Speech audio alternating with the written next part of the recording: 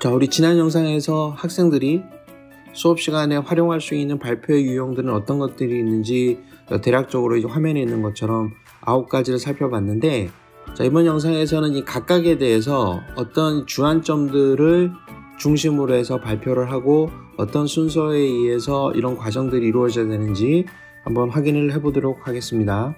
자, 첫 번째 있는 게 이제 요약 발표인데, 요약 발표는 정보의 양이 굉장히 많거나, 그러니까 뭐 논문이나 뭐 교과서나 책처럼 양이 굉장히 많아요. 뭐 영화 같은 게 될 수도 있고요. 그러니 이게 많아서 한 번에 이거를 다 흡수할 수가 없기 때문에 특정한 어떤 주제로 이런 것들을 개략화해서 표현해주는 발표가 바로 이제 요약 발표가 되겠죠. 그거의 대상은 어떤 보고서나 연구 논문도 될 수 있고, 그 외에 다른 어떤 정보원으로부터, 근데 여기서 얘기하는 그 정보원이라고 하는 거는 아까도 얘기한 것처럼 뭐 책이 될 수도 있고요.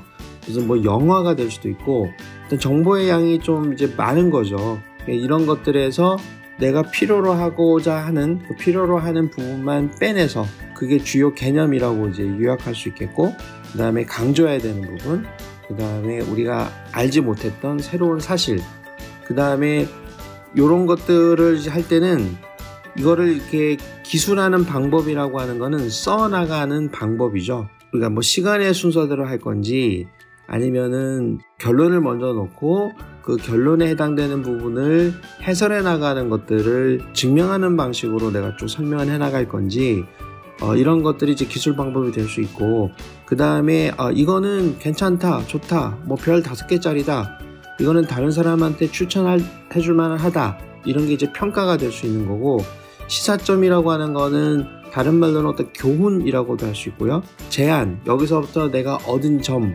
이거는 내가 왜 발표를 하게 되는지, 발표에 의의가 있는지, 이런 것들을 이제 찾아보는 게 시사점이라고 할 수 있겠죠. 이런 내용들이 함께 포함이 되면 좋을 것 같고, 그 다음에 이런 내용들을 작성할 때에는 큰 내용을 줄여서 얘기해 주는 거기 때문에 이 요약 부분만 보더라도 전체 부분이 이해될 수 있도록 해야 되는 게 중요한 거여서, 그 안에 핵심적으로 포함되어야 되는 내용이 누락되지 않도록 건성건성하면 안 되고요. 딱 이것만 보면은 전체가 바로 이런 거구나 하는 것을 알 수 있을 정도로 핵심적으로 요약하는 게 상당히 중요하다고 볼 수 있습니다. 그래서 엉뚱하게 별로 중요하지도 않은 내용을 줄거리를 요약하는 데다가 포함을 시켜서 전체 맥락을 흐트러뜨리거나 하면은 안 되겠죠. 자, 이런 이제 요약 자료를 발표할 때는, 그러면은 이제 교수님들이 이런 그 요약 자료를 발표해봐라 라고 해서 문제를 내겠죠. 과제를 줄 때 대충 이런 것들이 이런 범주에 들어가는 과제라고 볼 수 있는 겁니다. 그 첫 번째로 뭐 기후변화에 관한 최근 학술 논문의 주요 성과를 요약해서 발표하라. 그럼 논문을 쭉 읽고 그 논문에서 얘기하고자 하는 바가 뭔지를 쭉 정리를 하는 거겠죠. 아니면은 어떤 기업에서 사업계획서를 발표했는데 이게 장황할 거 아니에요. 거기서 핵심 내용이 뭔지를 추려서 얘기하게끔 하는 과제가 있을 수도 있고, 그 다음에 어떤 정치적인 연설이나 논쟁 이런 것들이 있으면은 여기서 강조하고자 하는 점이 뭔지를 짧게 좀 설명해 봐라, 이렇게 할 수도 있는 것이고, 그 다음에 영화나 책 이런 거의 줄거리를 얘기도 해주고 거기에 등장하는 캐릭터들에 대해서 간략하게 소개를 해봐라, 이런 게 과제가 될 수도 있고, 아니면은 어떤 특정 기업의 연간 보고서의 요점, 그러니까 어떤 거는 잘했고 어떤 거는 못했고, 그러니까 연간 보고서니까 1년 동안의 성과, 그 다음에 과제 뭐 이런 것들이 있겠죠. 이런 것들을 좀 추려서 발표를 할 수 있으면 되겠고, 특정 시장에 대한 조사 보고서가 있어요. 그러면 이런 거는 교수님들이 뭐 찾아서 이거를 좀 정리해봐라, 이렇게 하는 경우도 있고, 자료를 주고 짧게 핵심적인 것만 파악해서 강조점에 대해서 발표를 하라, 이런 경우도 있겠죠. 아니면은 언론 기사 같은 경우에도 좀 내용이 긴 거 있잖아요. 그 다음에 우리가 시사점을 발견해 낼 수 있는 그런 기사들을 추려서 한번 정리를 해보는 게 있을 수 있고, 강의 자료를 요약해서 발표하게끔 하는 것도 있고, 연구 보고서나 논문 같은 거, 우리 제일 위에서 기후변화에 대한 논문을 좀 해봐라, 이렇게 할 수도 있는 것처럼 쭉 쓰는 거죠. 이거는 이제 특정한 하나의 연구 보고서나 논문에 대해서 발표하는 거고, 제일 위에서 얘기했던 거는 전반적으로 어떤 주제에 관해서 여러 가지 논문들이 있을 텐데 요즘에서 논문들은 이 주제에 대해서 이런 것들을 주로 다루고 있다라는 것을 보여주는 거기 때문에 굉장히 이제 개괄적인 과제가 될 수 있겠고, 그다음에 회의나 발표, 회의 이런 것들에 대해서 내용을 간략하게 적어라. 뭐 이런 식으로 과제들이 나올 수 있는 거죠. 그러면 이제 이런 발표를 준비할 때는 어떤 과정이 필요하냐? 이런 과정은 대부분은 여기는 이제 7가지를 제가 적어놨지만 이거 몇 가지가 중요한 게 아니라 대부분은 어떤 발표 유형이냐에 따라서 달라지는 게 아니라 공통적인 게 상당히 많아요. 그래도 그 각 발표 유형에 맞게 좀 특화되어 있는 내용을 위주로 한번 살펴본다고 하면은 유학 발표인 경우에는 일단 발표의 목적과 청중을 파악해야 되죠. 이거는 다른 발표에도 마찬가지예요. 내가 발표를 왜 하는지, 뭘 하려고 하는지에 대한 방향성이 딱 정해져 있어야 되고 누구를 대상으로 할 건지에 대해서 좀 생각을 해야 되겠죠. 자, 그 다음에 요약할 자료를 검토한다는 건 뭐냐 그러면 내가 어떤 책에 대해서 줄거리를 쓸 거다.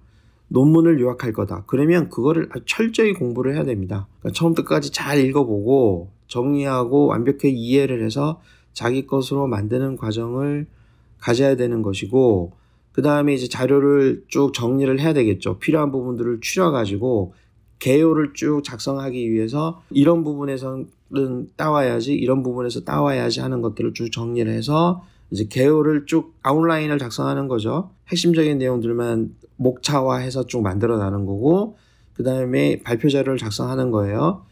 주로 이제 파워포인트 같은 거에다가 실제로 내용을 채워 넣어서 자료를 만들어 나가는 겁니다.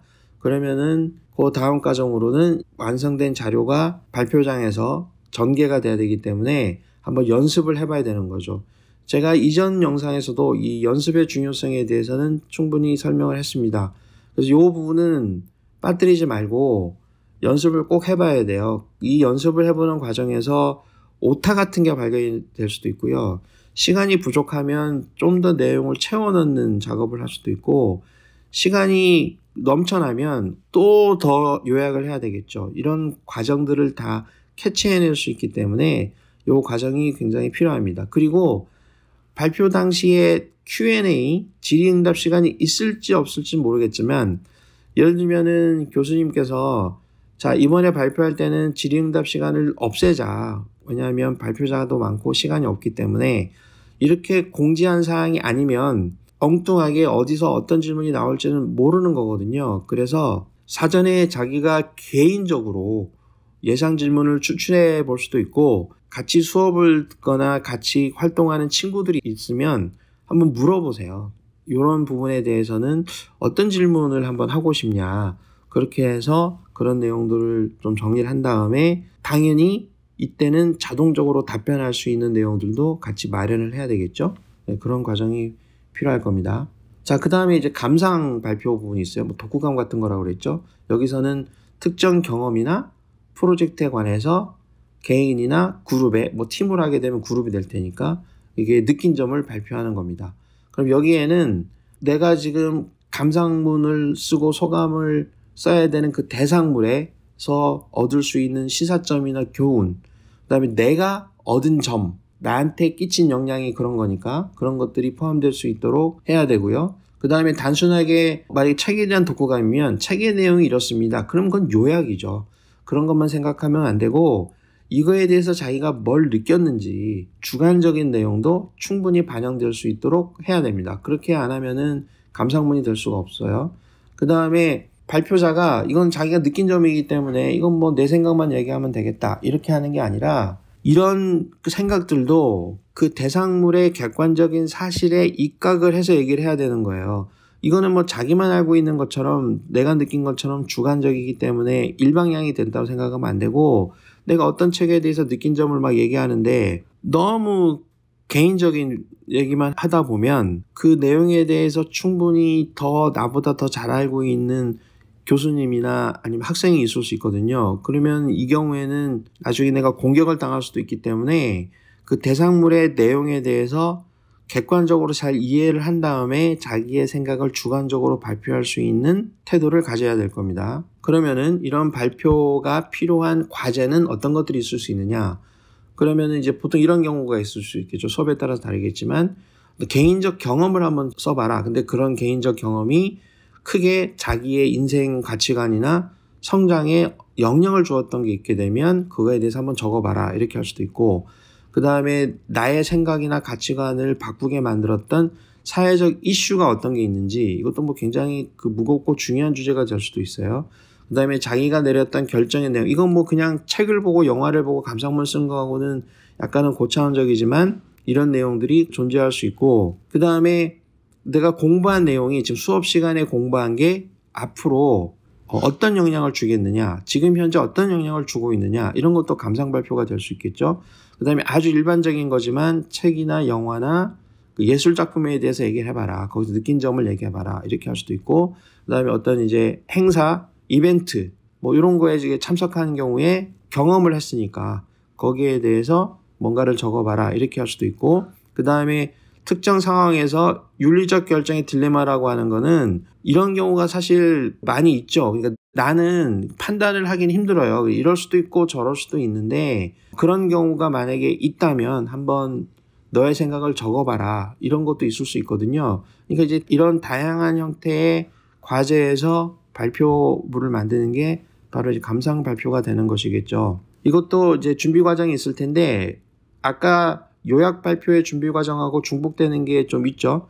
발표의 목적과 청중 파악은 이거 동일한 것이고, 그 다음에 이제 자료를 수집해야 되고요. 자료를 수집한다는 게 감상문을 적어야 되는 대상물에 대한 조사를 하는 거죠.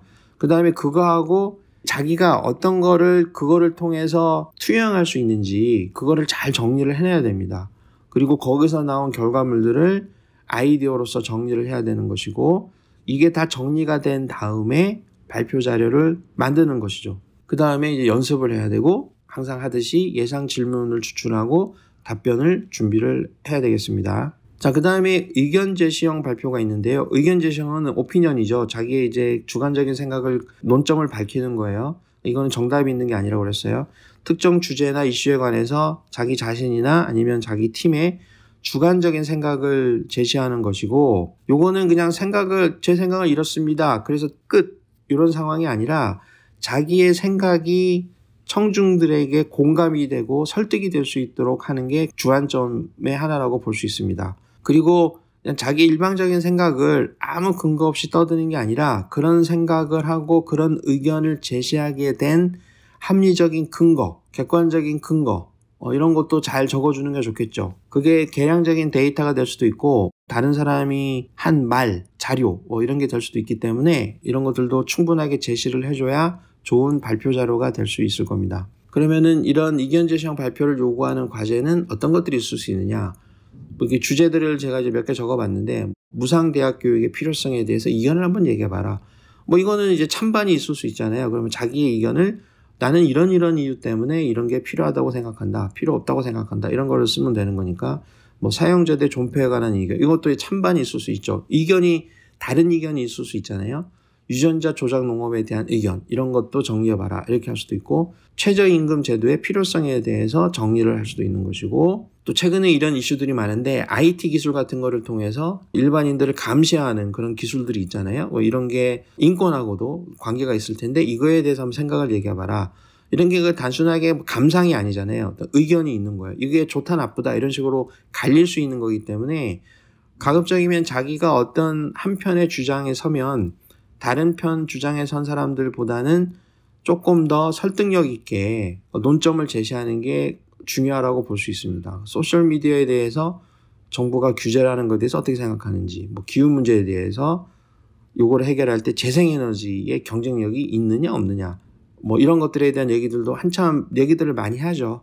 그 다음에 기부금 한도를 정하는 게 좋으냐 안 좋으냐, 선거를 할 때. 그 다음에 동물 실험에 대한 윤리성에 대한 얘기들도 가끔씩 하잖아요. 이런 것들도 해야 된다 안 해야 된다 뭐 말이 있는 거니까. 그 다음에 특히 미국에서는 요즘 뉴스도 많이 나오긴 하는데 총기 규제를 하는 게 좋으냐 안 좋으냐 이런 것도 논의가 상당히 많이 되잖아요. 그러니까 이런 과제의 예시가 될 수 있고, 발표하는 과정도 발표의 목적과 청중 파악은 기본적이고 그 주제에 대해서 객관적인 사실을 굉장히 잘 정밀하게 조사를 해야 됩니다. 그래서 여기서 서로 부딪힐 수 있을 만한 이슈들이 어떤 게 있는지를 찾아내고 나의 생각은 찬인지 반인지 정확하게 입장 표명을 하고 정리를 해야 되겠고, 발표하기 위한 자료, 파워포인트 자료를 만들고 연습을 하고 예상 질문을 뽑아내야 되겠죠. 이 과정은 5, 6, 7번은 항상 똑같은 거예요. 4번까지도 똑같은 거지만. 자, 분석적인 발표는 자료, 정보, 특정 이슈를 분석을 해야 되는 거예요. 철저하게. 다 뜯어보는 거죠. 그래서 거기서 나온 결과나 그 결과가 어떤 교훈이 있는지를 잘 정리해서 전달하는 게 중요한 목적이 되겠고, 마지막에는 이 분석과 해석과 결과 이런 것들만 보여주면 되는 게 아니라 이런 게 왜 이 세상에 필요하냐, 이런 분석 작업의 의미가 뭐냐, 이런 것들이 사실 있어야 되겠죠. 그래서 시사점 제시라든가 재현 같은 내용이 포함되는 게 더 좋을 거고, 모든 분석 과정은 재연이 가능하고, 그러니까 누가 해도 똑같은 결과가 나올 수 있게끔 객관적이고 과학적인 근거가 확보가 돼야 됩니다. 그러니까 이런 발표를 요구하는 과제는 예를 들면 여기 있는 것처럼 시장 분석을 하거나 어떤 성과를 분석하거나 이런 게 굉장히 많이 있죠. 여기 있는 건 제가 하나씩 다 읽지 않더라도 여러분들이 충분히 다 이해할 수 있는 그런 수준의 과제들일 텐데, 아마 전공에 따라서 이런 유사한 것들이 상당히 많을 거예요. 그러니까 이런 것들은 데이터 중심적인 출발점이 있어야 되고, 그러면 이거를 분석했을 때 어떤 의미가 있는지까지 넣어주면은 이제 좋은 발표 자료가 될 겁니다.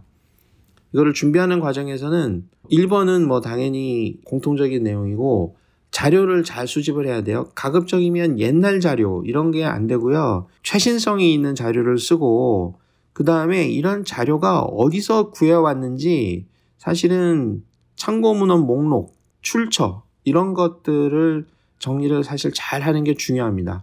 그리고 아까도 얘기했지만 그냥 분석이 돼서 몇 퍼센트가 나왔어요. 이거 자체만 중요한 게 아니라 그게 과연 뭘 뜻하는지, 이런 거를 우리가 파악하는 이유가 뭔지 이런 것들도 좀 잘 적어주면 되겠죠. 그렇게 해서 파워포인트 자료를 만들어서 발표 연습을 충분히 하고 예상되는 질문 같은 거에도 대비를 하는 게 준비 과정에 포함되어야 됩니다. 그 다음에 이제 제안을 발표하는 게 있는데요. 이거는 어떤 문제가 있어요. 프로블럼이나 이슈가 있으면 이걸 해결하기 위해서는 자, 이런 식으로 한번 해봅시다 라는 거를 제시하는 거죠. 그리고 이제 전체적인 대안 같은 거를 이렇게 쭉 해보는 거예요. 이렇게 할 수도 있고 이렇게 할 수도 있는 게 아닌가요? 라고 얘기를 해주게 되고, 그 다음에 이런 것들도 그냥 막연하게 당신들이 알아서 선택하세요 라고 하는 의미로 마치 객관적인 것처럼 전달은 하지만, 이 중에 어떤 것이 선택되는 게 좋은지에 대한 방향성도 어느 정도 내재가 되어 있어야 돼요. 그리고 실현 가능성이 없는 뜬구름 잡는 얘기 하지 말고 현실적으로 좀 타당한 얘기들을 할 수 있어야 되고, 그렇게 해서 내 발표를 듣는 사람들의 공감을 얻어내는 작업도 상당히 중요하다고 할 수 있습니다. 그 다음에 이거 같은 경우에는 어떤 과제가 있을 수 있느냐, 마케팅 전략 같은 것도 한번 만들어 봐라. 이런 과제들 여러분 본 적 있죠? 비슷하게 어떤 계획을 한번 만들어 봐라. 그 다음에 어떤 프로그램을 한번 만들어 봐라. 아니면 어떤 걸 한번 추천해 봐라. 이런 과제들이 이런 한 예가 될 수 있습니다. 그 다음에 제안 발표 준비하는 과정은 다 비슷하지만 여기서는 중요한 건 뭐예요? 제안의 목록을 만들어내는 거예요. 그러니까 이런 거를 만들어내기 위해서는 내가 이 제안이 어떤 문제를 해결하기 위해서 나온 건지에 대한 문제의 인식, 이런 과정도 상당히 중요하고, 어떤 현상을 보고 문제점을 파악할 수 없으면은 그건 이제 발표자의 능력에 한계가 있는 것이죠. 그래서 어떤 현상을 보고 여기서는 어떤 문제가 있을 수 있겠구나라는 걸 인식하는 작업을 먼저 하고, 이런 문제가 해결되기 위해서는 이런 제안을 할 필요가 있다라는 항목들을 쭉 추출해내는 거, 이것도 중요하죠. 그 다음에 내가 생각하기에는 요게 제일 좋은 제안이다. 그러니까 이거를 여러 개 복수개를 제안할 수도 있고요. 우선순위를 매길 수도 있고요. 아니면 여러 개를 좀 동등한 가중치로 제시해도 괜찮습니다. 나머지는 다 비슷한 과정이고요. 그 다음에 해결 방안을 제시하는 게 있는데, 해결 방안은 그냥 단순하게 이렇게 해보는 게 어때요? 라는 게 아니라 자, 이렇게 한번 하세요 라고 하는 구체적인 사안을 주로 얘기하는 거거든요.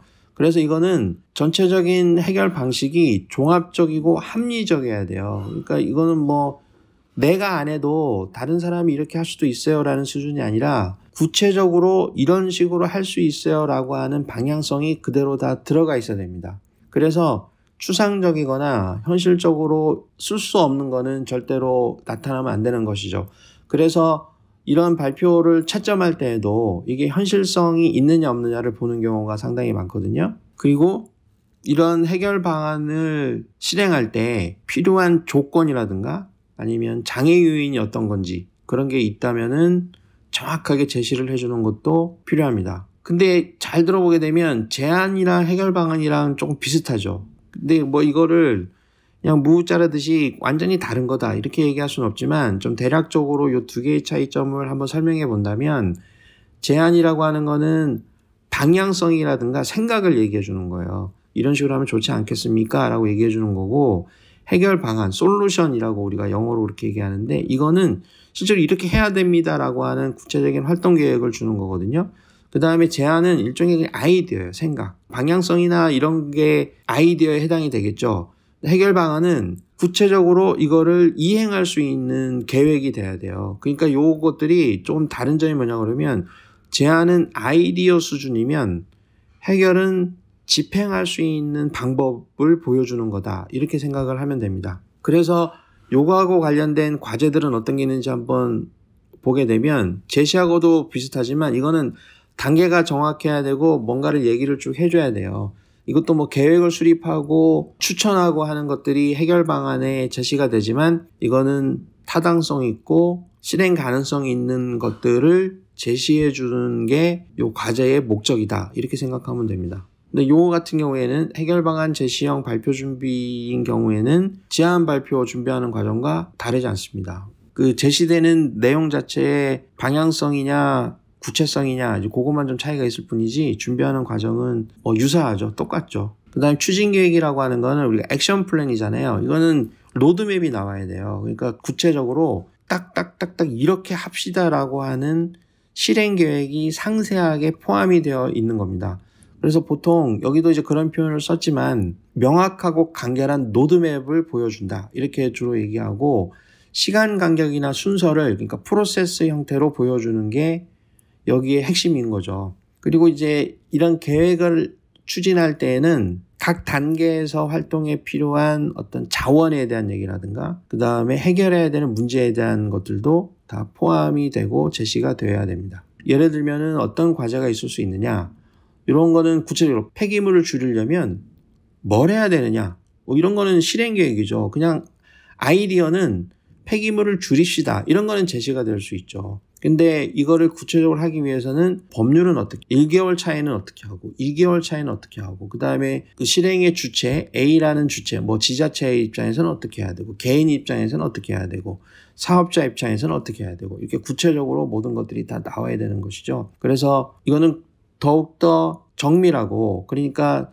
아이디어 제시는 사실은 전문가가 아니어도 누구나 할 수 있는 수준이거든요. 근데 추진 계획은 진짜 실무적으로 그 내용에 대해서 잘 알고 있는 전문가처럼 그 내용을 기술해야 됩니다. 그 다음에 이 발표 준비 과정은 이것도 다른 거하고 뭐 다른 건 없죠. 근데 내가 이 일을 할 때 요 일을 다 끝냈을 때 도달하는 지점이 뭔지 거기를 알아야 되겠죠. 그러니까 목표에 대한 이해가 명확해야 돼요. 그래서 단계별로 어떤 일을 진행해야 되는지를 써야 되는 거기 때문에 그런 게 잘 제시가 되면 좋을 것 같습니다. 그 다음에 역사적 배경인 경우에는 과거에 있었던 사실, 그거를 좀 멋있게 얘기하면 그걸 역사라고 할 수 있기 때문에 그 역사적인 맥락이라든가 앞뒤 관계, 그다음에 배경 이런 것들을 잘 설명을 해야 되겠죠. 이거는 사실이에요. 조금이라도 근거가 다르거나 잘못된 출처를 인용하게 되면 이건 오류가 바로 적발이 돼서 발표로서의 가치가 없어지게 됩니다. 그렇기 때문에 과거 사실에 대해서는 정확하게 판단을 할 수 있도록 하고 그러니까 이름이라든가 사건의 이름, 그다음에 시기, 규모 이런 거는 사실 나와 있잖아요. 그거를 팩트 체크 없이 사용하게 되면 나중에 평가에서도 문제가 생길 수 있고 지적을 당할 수가 있기 때문에 이런 거는 명확하게 하고 거기서 얻을 수 있는 시사점이나 교훈은 뭐 자기가 주관적으로 쓸 수 있는 거니까 그런 점에 좀 주의할 필요가 있죠. 그러면 여기 있는 것처럼 어떤 사건의 역사라든가 영향 이런 것들에 대해서 좀 보는 거죠. 그러니까 항상 단순하게 그냥 역사만 나열하는 거는 그건 요약 발표예요. 근데 그 역사를 요약하고 분석하고 공부하는 이유가 뭐냐라는 거를 제시해 주는 게 사실 더 중요할 수 있습니다. 그거를 보고자 하는 거죠. 그러니까 교수님들이 이런 문제를 낼 때는 단순하게 어떤 역사적 배경만 정리하는 거는 10명이면 10명의 학생이 다 똑같은 거죠, 자료가. 근데 그 똑같은 자료를 보고 어떤 결론과 시사점을 도출해내느냐 하는 거는 사람마다 다를 수 있잖아요. 거기에 따라서 상대적인 평가를 할 수가 있는 겁니다. 그래서 그런 점에 조심해서 자료를 준비하면 좋을 것 같습니다. 자, 이런 발표 자료도 준비 과정이 동일하지만 아까도 얘기한 것처럼 이런 역사적 배경에 관련된 발표를 할 때에는 팩트 체크를 굉장히 중요하게 생각해야 되고 그 다음에 거기서 얻은 시사점이나 역량에 대한 설명을 자신만의 것으로 채울 수 있도록 이렇게 하는 게 중요합니다. 그 다음에 이제 사례 연구가 있어요. 마지막으로. 사례는 기존에 있던 것들을 그냥 정리하는 거죠. 그래서 사례 조사 같은 경우에는 무슨 기업의 사례가 될 수도 있고요. 뭐 성공 사례, 실패 사례 이런 얘기 많이 하잖아요. 이런 것들을 정리하는 건데 여기도 중요한 거는 일단 팩트 체크가 정확히 돼야 되고 사례라고 하는 거는 그것도 일종의 역사거든요. 그 다음에 이런 사례를 통해서 우리가 얻을 수 있는 교훈, 뭐 역사를 통해서 배운다. 그러면 그런 것이고 전철을 밟지 않는다. 그런 건 이제 실패 사례에서 배우는 거기 때문에 그런 거를 얘기하는 거고 그리고 한 가지 주의할 점은 사례라고 하는 거는 자기가 직접 가서 어떤 기업의 성공 사례를 조사한다. 그러면은 그 기업에 직접 가거나 내가 이제 뭐 애플의 성공 사례를 조사하고 싶다. 그럼 내가 애플을 직접 방문해서 하는 게 아니라 그 애플에 대해서 조사를 했던 자료를 다시 정리할 수도 있는 거예요. 그런 거는 2차 자료라고 하는데 이게 1차 자료로 한 건지 2차 자료로 한 건지만 명시를 정확하게 하고 굳이 자기가 직접 체험하지 않은 그런 자료들을 출처로 해서 사례 연구 발표를 해도 그거는 문제가 없습니다. 그러면은 요거하고 관련된 과제 예시를 보게 되면 여기에 있는 것들 쭉 보게 되면 대충 그런 거라고 알 수 있겠죠? 그러니까 특정 기업의 마케팅 전략을 소개하고 매출에 미치는 영향이니까 그러니까 특정 기업의 마케팅 사례를 소개하는 거죠. 다른 과제들도 대부분 그런 거예요. 그러니까 특정하게 어떤 대상물이 있고 그 대상물이 실제로 한 것들, 하려고 하는 것들 그것들을 보고 다시 내가 재현해 주는 거예요. 이거를 영화로 만들거나 드라마로 만드는 거죠. 근데 그거를 발표 자료로 만드는 거라고 생각하면 됩니다. 여기의 준비 과정은 내가 어떤 사례를 제공할 건지에 대한 내용이 좀 중요하겠죠. 이거는 뭐 교수님이 제시해 주는 경우도 있고요. 아니면 교수님들이 분야만 정해주고 사례를 찾아와라 이렇게 하는 경우도 있거든요. 그러면은 내가 정리를 좀 잘 할 수 있는 가능성이 있는 것들을 잘 추려서 정리하는 게 상당히 중요하겠죠. 그런 부분들이 좀 핵심일 것 같습니다. 그래서 우리가 이제 준비했던 9가지에 대해서 한번 쭉 발표 준비하는 과정을 한번 정리를 해봤고 이제 최종적으로는 마무리하는 차원에서 발표 자료 기획 과정에서 고려해야 되는 점이 뭐가 있고 그 다음에 이거를 교수님들이 평가하거나 아니면은 평가표 같은 거를 만들 때 주로 어떤 항목들로 평가를 하고 있는지 이거를 알면은 이제 준비할 때 요거를 대상으로 딱 초점을 맞춰서 준비를 하면 되니까 이런 게 어떤 게 있는지 한번 간략하게 한번 확인해 볼게요. 발표 자료 기획 과정에서 고려할 점은 발표 내용에 대해서 충분한 이해와 자신감이 있어야 돼요. 그 발표하는 내용에 대해서 머뭇머뭇하거나 충분히 이해를 하지 못하면 이거는 발표 자료서의 그 자격이 없는 것이죠. 그래서 충분히 사전에 공부를 좀 열심히 해야 됩니다. 그 다음에 이런 거를 발표할 때는 발표하는 내용에 대해서 전문 용어를 잘 구사할 수 있어야 돼요. 화면에 표시되는 발표 자료에는 전문 용어가 날아다니지 않더라도 자기가 말을 할 때에는 전문 용어가 마치 자기의 용어인 것처럼 명료하게 구사할 수 있도록 연습을 좀 많이 해야 됩니다. 그 다음에 발표 주제나 장소, 환경에 적합한 복장을 취하는 거 굉장히 중요해요. 특히 수업 시간에는 뭐 그런 게 좀 평이한 경우가 사실 많지만 여러분들이 그 외에 수업이 꼭 아니어도 뭔가 이제 발표할 수 있는 기회가 있잖아요. 그게 학술회의가 될 수도 있고, 면접 같은 경우에 필요한 내용들을 자기소개서라든가 아니면 그 회사의 발전 계획에 대해서 발표하거나 이렇게 할 수도 있는데, 이런 것도 상당히 중요합니다. 그래서 이런 면에 좀 관심을 많이 갖거나 잘 아는 학생들은 수업 시간에 발표를 한다 하더라도 그 발표하는 날에는 복장을 좀 적절하게 잘 챙기고 오는 경우들이 있죠. 이런 게 나는 뭐 자유분방하게 좋다 이렇게 생각하지 말고 그 상황에 맞는 적절한 복장을 취하는 것도 중요하다는 점을 잘 알고 있으면 좋을 것 같습니다. 그 다음에 이 발표 분량 같은 거 조절을 실패하면 안 돼요. 만약에 이게 쭉 하다 보면 뭐 질문 같은 게 들어오거나 하다 보면 시간이 잘 안 맞을 수가 있거든요. 이게 그런 것도 순간적으로 잘 해결할 수 있어야 되고, 그 다음에 뭐 발표 시간을 10분 안에 끝내라 그러면 10분 안에 끝내는 게 굉장히 좋습니다. 그게 필요합니다.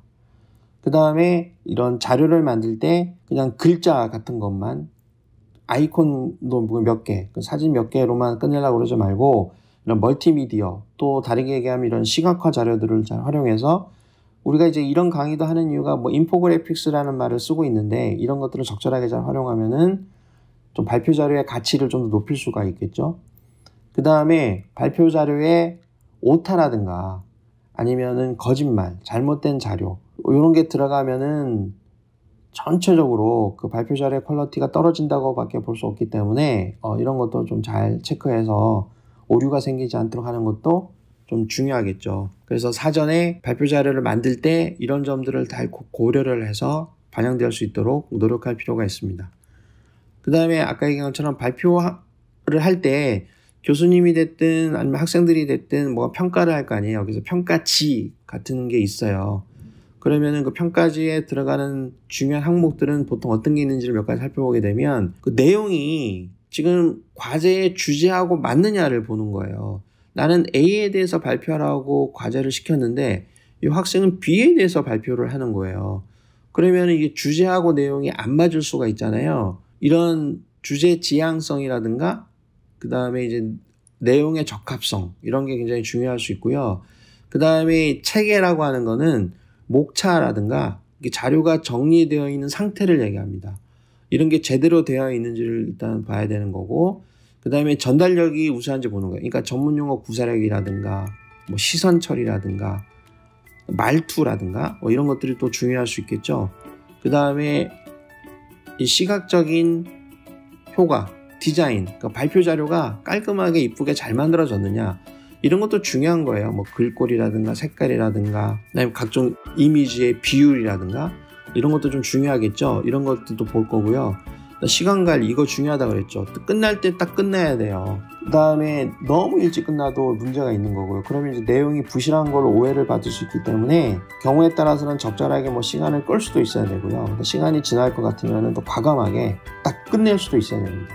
그게 이제 시간 관리의 중요성이고, 그 다음에 이제 청중의 반응 이런 것도 초점에 들어가겠죠. 사람들이 다 졸고 있는지, 질문을 하나도 안 했는지, 질문하라고 했는데 이런 것들도 채점할 때 항목에 들어갈 수 있습니다. 그 다음에 발표 자료의 퀄리티, 그 다음에 독창성 이런 게 중요하잖아요. 가끔 수업 시간에 발표하는 걸 보면은 보통 주제가 비슷한 경우가 많기 때문에 앞에 한 학생이나 뒤에 한 학생이나 내용이 비슷한 경우가 있어요. 그런 경우에는 두 사람 다 손해가 나는 거죠. 그리고 뒤에 한 사람일수록 더 피해를 보는 경우가 있을 수 있거든요. 그래서 항상 뭔가 좀 새롭고 다른 사람이 안 할 것 같은 내용들이 어떤 게 있는지 좀 발굴을 해서 채워넣을 수 있도록 하고, 그다음에 그런 내용들도 너무 수준이 떨어지면 안 되겠죠. 우리 수업하는 수준, 그 다음에 나의 뭐 학년이라든가 뭘 전공하고 있느냐에 따라서 그런 것들을 좀 돋보이게 할 수 있도록 수준을 잘 맞춰주는 게 중요하고, 그 다음에 전문적이어야 되죠. 그러니까 약간은 좀 너무 평이하게 보이면 안 되고 그 내용에 대해서는 저 발표자가 굉장히 잘 알고 있구나, 뭔가 좀 공부한 티가 나는구나 하는 것들을 보여줄 수 있도록 정리를 해주면 됩니다. 그래서 이런 항목들이 평가 항목에 들어가게 교수님들이 평가지를 만들거나 여기에 따라서 발표하는 학생이나 발표하는 내용의 점수를 확정하게 됩니다. 이것도 참고적으로 알아놓으면 여기에 적합한 식으로 발표 자료를 만드는 게 아무튼 중요하겠죠. 자, 이런 식으로 해서 발표 자료를 만드는 과정 중에 발표 자료의 기획 파트에 대한 강의를 마치겠습니다.